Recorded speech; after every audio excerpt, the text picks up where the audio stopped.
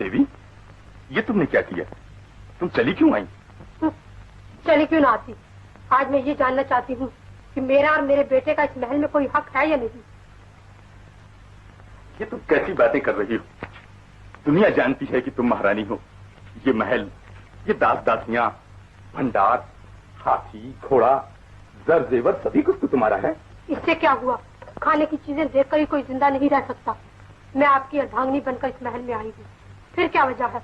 मेरे बेटे का भरी सभा में अपमान किया गया। ये अपमान नहीं, ये तो राजसभा का नियम था देवी। वो वक्त दूसरा था। अब कहो तो मैं उसे सारे दिन गोद में लिए फिरूं। माफ कीजिएगा, मैं इन चिकनी चुपड़ी बातों में नहीं आऊंगी। और अगर सचमुच उत्तम आपको ध्रुव की तरह प्यारा है तो वायदा कीजिए कि जो चीज मैं उत्तम के लिए मांगूंगी वो आप देंगे। मांगो। राज सिंहासन को छोड़कर मैं सब कुछ उत्तम को दे सकता हूँ। बोलो, तुम्हें क्या चाहिए अपने उत्तम के लिए? मुझे उत्तम के लिए आपकी गोद चाहिए। गोद? हाँ, जहाँ से उसे कोई ना उठा सके, जिस पर उसे पूरा पूरा हक हो। बस? ये कौन सी बड़ी बात? आज से मेरी गोद पर उत्तम का ही हक है। बस चलो, ये भी फैसला हो गया। ध्रुव के लिए राज सिंहासन और उत्तम के लिए उसके पिता की गोद। तो क्या पिता की गोद राज सिंहासन से भी बड़ी होती है? अरे हाँ, राज सिंहासन पर बैठना तो बड़ी ही मामूली बात है, कोई भी बैठ सकता है। वाह, कोई कैसे बैठ सकता है? महामंत्री ने राज सिंहासन पर उत्तम भैया को भी नहीं बैठने दिया। छी छी छी छी छी छी। उत्तम को राज सिंहासन पर बैठने की जरूरत ही क्या है? उसके लिए तो पिता की मीठी गोद खाली पड़ी है। फिर राज सिंहासन पर कौन बैठे? मैं चाहूँ तो अब भी जाकर पिताजी की गोद में बैठ सकता हूँ। तुम कभी नहीं बैठ सकते। अच्छा, तो मैं अभी जाकर बैठता हूँ। सुनो ध्रुव जी। देखो बालक, कोई उठा ना दे। देखता हूँ मुझे कौन उठाता है। नारायण नारायण। चलो भैया नारद, अब तुम्हारा यहाँ क्या काम? आग सुलगा दी है, खिचड़ी अपने आप ही पकती रहेगी। मैं फिर कहता हूँ, तुमने अभी तक सुनीति को पहचाना ही नहीं। मुझे पहचानने की जरूरत भी नहीं। भैया नमस्ते। पिताजी प्रणाम। माताजी।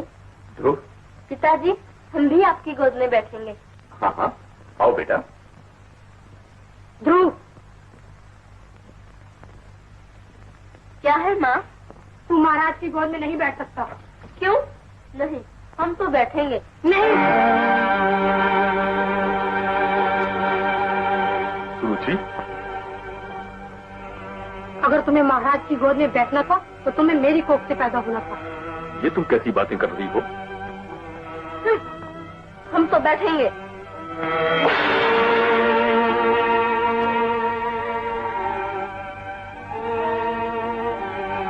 नहीं, हम तो बैठेंगे और जरूर बैठेंगे। नहीं। ये क्या किया?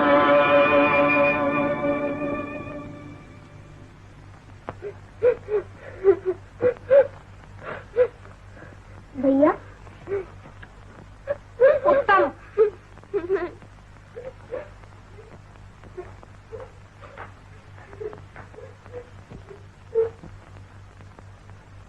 ये क्या किया तुमने? वही जो मेरे उत्तम के साथ राजसभा में हुआ था। उस रोज तो आप चुपचाप देखते रहे, आज क्या हो गया आपको? लेकिन वो तो राजसभा थी, ये तो महल है। ओह, मुझे क्या पता था कि तुम इतनी ओछी हो। हाँ महाराज, मैं ओछी हूँ, बुरी हूँ, सब कुछ हूँ, मगर फिर भी मैं माँ हूँ। उस रोज मैं खून का सा घूंट पी कर रह गई, मगर आज मैंने अपना कलेजा ठंडा कर लिया। कलेजा ठंडा करने के लिए तुम्हें यही मासूम बच्चा मिला था जो उसका दिल तोड़ दिया। भला ये कहाँ का न्याय है कि एक बच्चा अपने बाप की गोद में बैठना चाहे, जहाँ उसे हर वक्त बैठने का हक है, वहीं उसे न बैठने दिया जाए। और ये कहाँ का इंसाफ है कि एक बाप के दो बेटे, उनमें से एक तो सिंहासन पर बैठ सके और दूसरा सिंहासन की ओर कदम भी ना उठा सके। इंसान की दो आंखें होती है महाराज, लेकिन मैंने आज तक ये न सुना कि किसी इंसान ने अपनी एक आंख पर प्यार किया हो और दूसरी आंख को अपने हाथों से फोड़ दी हो। और फिर अभी अभी आपने क्या कहा था, याद है? ध्रुव को राज सिंहासन और उत्तम के लिए आपकी गोद। फिर ध्रुव आपकी गोद में कैसे बैठ सकता है? कुछ भी हो, तुम महारानी हो, तुम राज सिंहासन पर बैठना ही बैठना है। भूल मेरी ही थी। मुझे दूसरा विवाह नहीं करना चाहिए था। माँ बाप गलती करते हैं और उसका फल भोगना पड़ता है उनकी बेकसूर औलाद को, जो जिंदगी भर रोती है। पर उन्होंने मुझे मारा क्यों? लेकिन इसमें कसूर तेरा ही है बेटा। तूने माँ का कहना क्यों नहीं माना? क्यों महाराज की गोद में बैठेंगे? क्यों नहीं, हम बैठेंगे और जरूर बैठेंगे। नहीं माँ, हम पिताजी की गोद में जरूर बैठेंगे। हाँ हाँ बेटा, बैठना, लेकिन पहले अपने को इस लायक तो बना लो। कैसे? भगवान की प्रार्थना करके बेटा। हा, क्या बात कही है देवी। प्रणाम मुनिराज।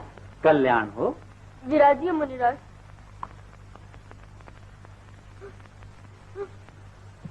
राजकुमार, भगवान की प्रार्थना करने से क्या नहीं हो सकता? जानते हो, अगर भगवान प्रसन्न हो गए तो तुम पिताजी तो क्या भगवान की गोद में भी बैठ सकते हो। तो मैं भी भगवान को प्रसन्न करूंगा। मगर तू अभी बच्चा है, उसके लिए बड़ी तपस्या की जरूरत है बेटा। तो मैं भी तपस्या करूंगा। हा। तपस्या से तो भगवान को दौड़कर तुम्हारे पास आना पड़ेगा। जब मेरी माँ मरी थी ना, तो मैं भी तुम्हारे बराबर था। माँ के मरते ही घर से निकल पड़ा, तपस्या की, भगवान प्रसन्न हो गए। आज मेरी तरफ देख लो, बड़े मजे में हूँ, हर जगह जा सकता हूँ, हर जगह बैठ सकता हूँ, मेरे लिए कोई रोक टोक ही नहीं है। लेकिन तुम ये सब कुछ नहीं कर सकोगे। महारानी, इसे खिला पिलाकर सुला दो, बालक है, कल सुबह तक सब कुछ भूल जाएगा। चलो बेटा। अच्छा देवी, मैं तो ध्रुव को समझाने चला आया था, और तुम भी इन बातों का बिल्कुल ख्याल ना किया करो। ये तो संसार है, ऐसा होता ही रहता है। नारायण नारायण।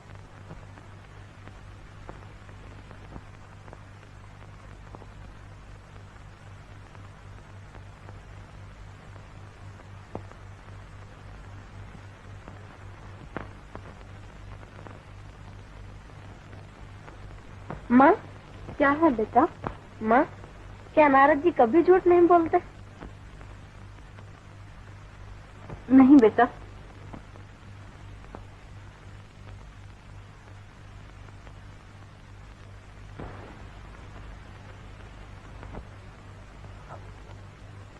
माँ, तब तो ये सच होगा कि नारद जी जब घर से निकले तब मेरे ही बराबर थे। हाँ, अब तो सो जा बेटा।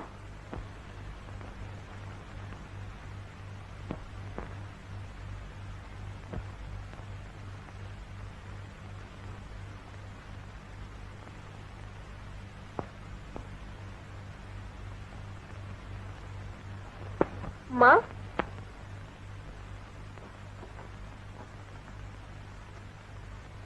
क्या है बेटा?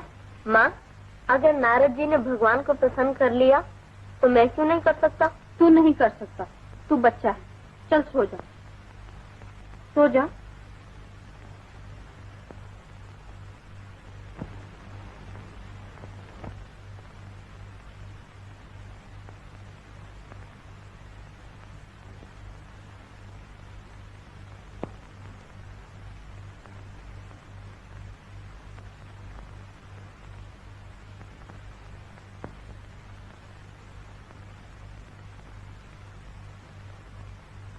माँ, भगवान कहाँ रहते हैं? भगवान क्षीर सागर में रहते हैं। पर तू ये सब क्यों पूछ रहा है? अब सो जा, कल सब बताऊंगी। सो जा बेटा।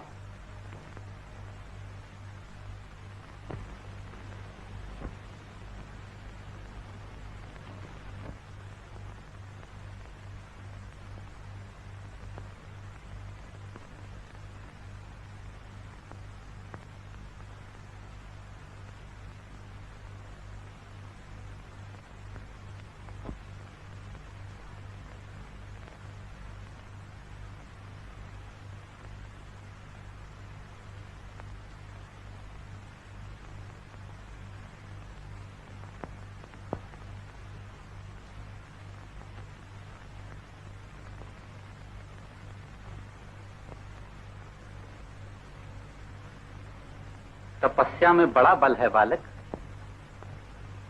तपस्या से भगवान को भी दौड़कर तुम्हारे पास आना पड़ेगा। तपस्या तपस्या।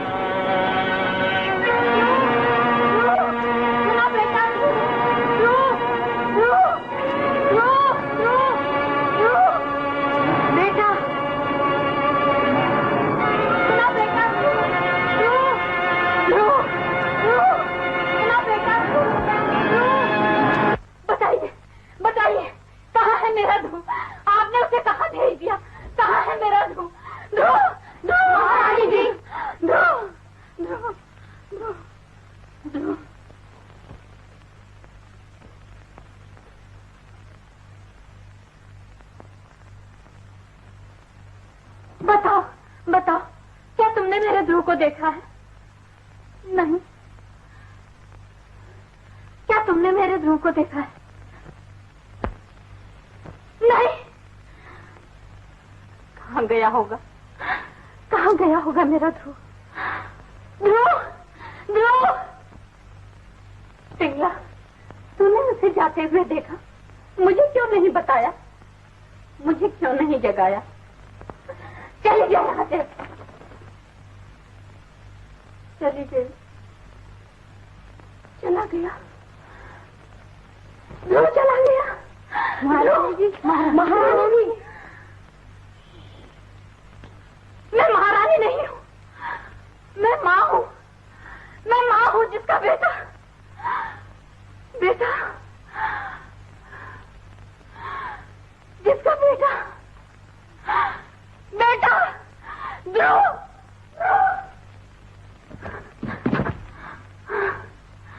मेरा ध्रुव कहाँ, कहाँ है मेरा ध्रुव?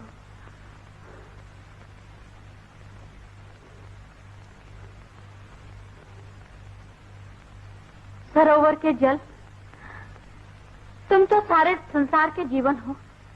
मेरा जीवन मुझे दे दो, मेरा बालक मुझे दे दो, मेरा ध्रुव मुझे दे दो। मैं मर रही हूँ, मैं मर रही हूँ। माँ, माँ, माँ, माँ, माँ, माँ, मेरा लाल, आ गया तू? माँ,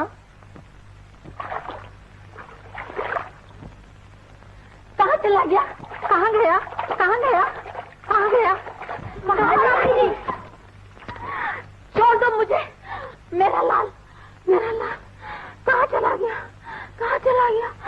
कहाँ चला गया? कहाँ चला गया? तुमने मेरे बच्चे को उसकी बाप की गोद से खींचकर जंगल में फेंक दिया। तुम्हें माँ हो, तुम्हें अपना बच्चा प्यारा था। क्या मैं मां नहीं? क्या मुझे मेरा बच्चा प्यारा नहीं था? तुमने मेरे बच्चे का गला घोट दिया। तुमने मेरे बच्चे का गला घोट दिया।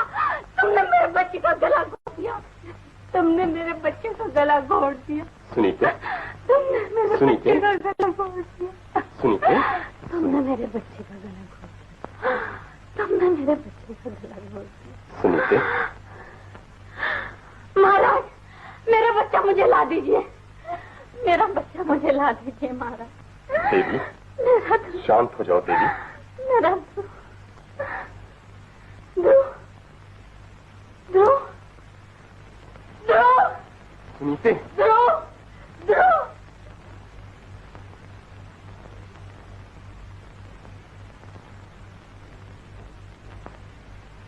देखिए, देखिए महाराज, वो जीता,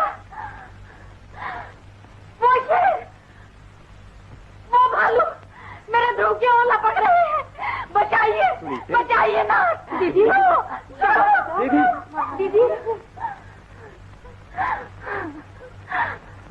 देवी, राजकुमार, देवर्षि के चरणों में प्रणाम। कल्याण हो। इस घोर जंगल में कहाँ जा रहे हो? तपस्या करने, भगवान को प्रसन्न करने। नारायण नारायण। मगर तुमसे नहीं नहीं महामुनि, मैं तपस्या करूंगा।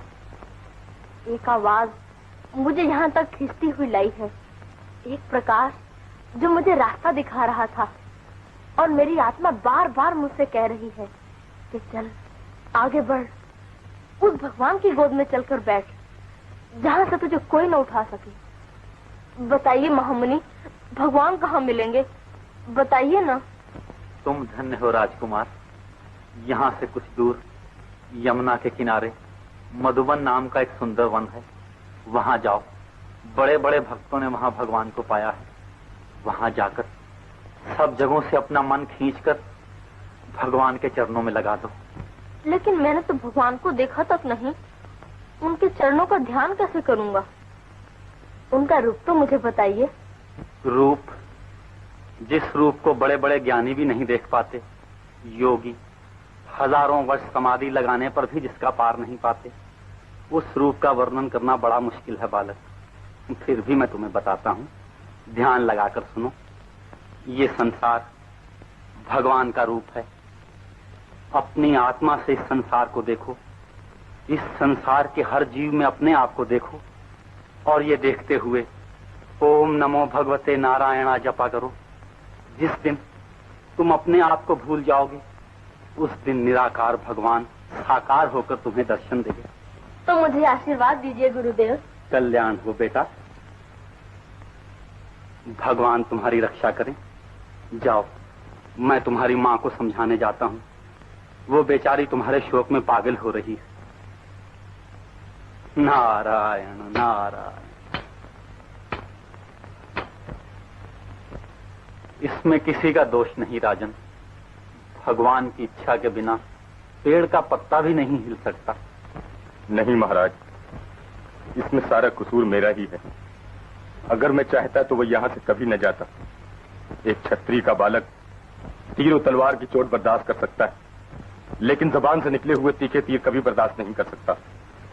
भूलते हो राजन, कारण के बिना कोई काम नहीं होता।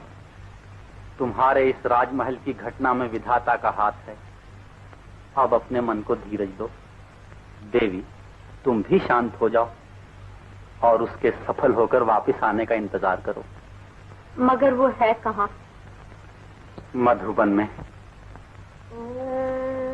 नमो भगवते नारायणाय। ओम नमो भगवते नारायणाय। ओम नमो